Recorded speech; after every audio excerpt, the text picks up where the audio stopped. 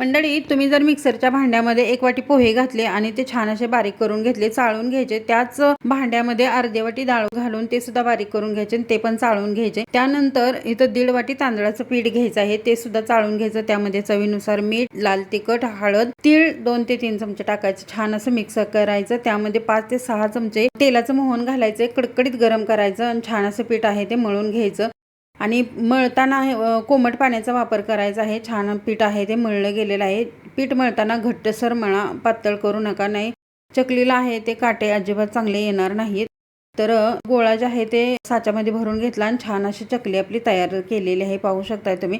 कढईमध्ये तेल आहे ते मिडियम गरम झालेलं आहे आणि त्यामध्ये हे चकल्या आहेत ते सोडून घ्यायचे आहेत.